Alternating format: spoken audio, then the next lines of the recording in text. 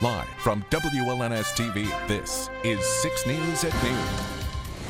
We start with breaking news out of the Lansing Police Department. Appalling. The word Police Chief Mike Yankowski used to describe the job performance of one of his former detectives. That detective was assigned to investigate sexual assault complaints, but the chief says he wasn't doing his job. Now, this all started in September of last year when a different detective discovered that possible evidence of a crime had not been properly investigated by Detective John Chamberlain. And after an audit was performed on Chamberlain's case file, Chief Yankowski says he ordered a formal investigation. At that point, Chamberlain was suspended from his duties. Now, that internal investigation wrapped up yesterday, and the chief says Chamberlain violated several policies and procedures within the department. All of those violations happened when he worked in the Special Victims Unit from 2013 to 2016.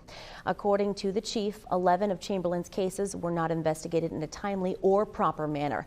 2 of those cases were assault cases and 9 were sexual assault cases. Before the investigation wrapped up, Detective Chamberlain resigned from his position. That happened earlier this month. Now, we've also learned that the Ingham County Prosecutor's Office found no ground to charge Chamberlain in relation to his performance as a police officer. Now, of those 11 cases, they have since been reassigned and investigated, and as a result, the prosecutor's office has issued 2 felony warrants for at least one of them and is reviewing 2 additional cases. 6 News reporter Veronica Gabriel sitting down with the Lansing Police Chief this afternoon, and we will have much more to this story coming up tonight on 6 News at 5 and 6. Well, it has been a full 48 hours since a violent wind blew through mid-Michigan, bringing down trees and power lines and causing massive power outages. There are still thousands without power this afternoon. In Ingham County, more than 3,000 consumers, energy customers waiting for power to be restored, as are nearly 5,000 in Eaton County, and nearly 20% of consumers' customers in Jackson County in the dark right now. Consumers hopes to have most mid-Michigan customers up and running by Saturday. And we checked in with the Lansing Board of Water and Light. There's still about 1,900 BWL customers without power.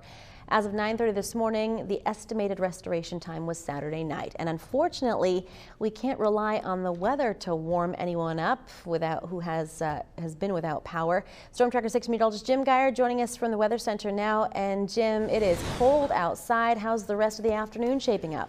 Well, it looks like those temperatures, which are in the mid-20s right now, that's about where we're going to stay the rest of the day, even though we're seeing some sunshine. We take a look from our WLNS tower cam, looking northward right now, out toward Eastwood Town Center. You see some blue sky, but also some clouds as well.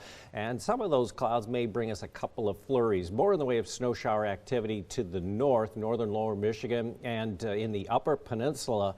Boy, it is snow and blowing snow up there, very wintry. We're at 25 in Lansing, 26 for Jackson, Charlotte, and Howell. Mason's at 30, Hillsdale's at 30, Mason's 28, and these winds, this is what's doing the problem. We're in the 15 to 20 mile per hour range, making it feel like the low to mid-teens. So for the rest of this day, partly sunny. It will stay windy. The winds die down tonight.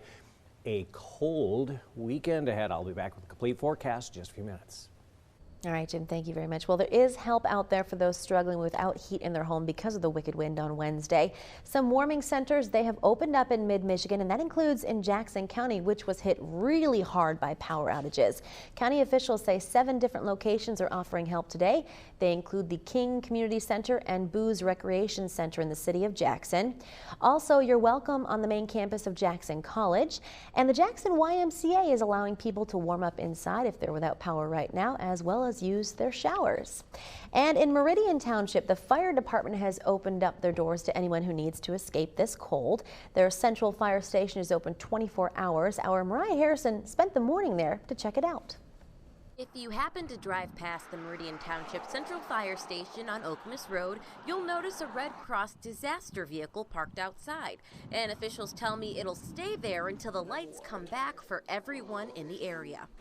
The weather is going to get colder over the weekend, and if they need a shelter, they can certainly come here with their family. The fire station started offering up their community room as a warming center last night, complete with snacks, blankets, and cots provided by the Red Cross. Doors will be open around the clock for residents in need, but what about the people without power and heat that don't live close to an open warming shelter?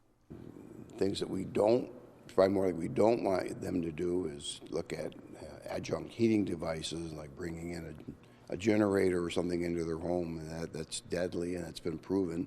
All they have to do is call us and we will make arrangements for them to get here.